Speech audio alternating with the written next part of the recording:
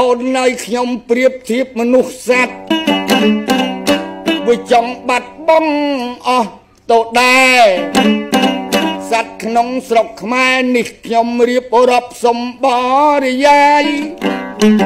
ប្រៀបធៀបមនុស្សងើយទៅនឹងសត្វខ្ញុំសុំច្រៀងកាត់មិនមែននយោបាយ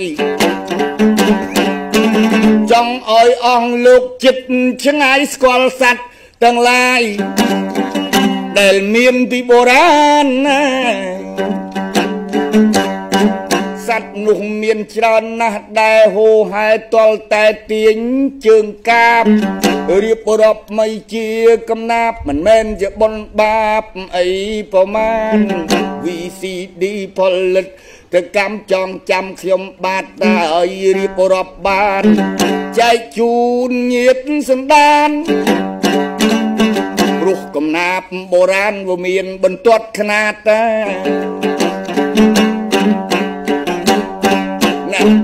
ដើរឲ្យបុរាណគេបានពោលថាយើងកុំត្រាប់ខ្លាឲ្យរៀនត្រាប់ថ្មាត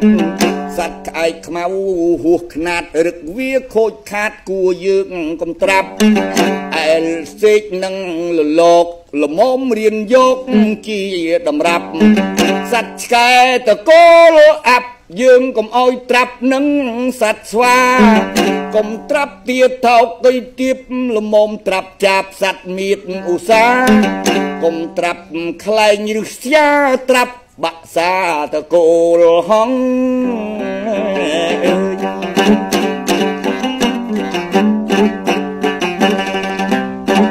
កុំត្រាប់ពុតកង្កែបរៀនត្រាប់បែបពុជសត្វកន្លង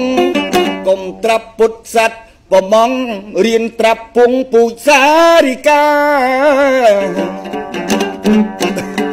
ហើយជន់ផងតឡាយស្ដាប់បរិយាយប្រាជ្ញពលថា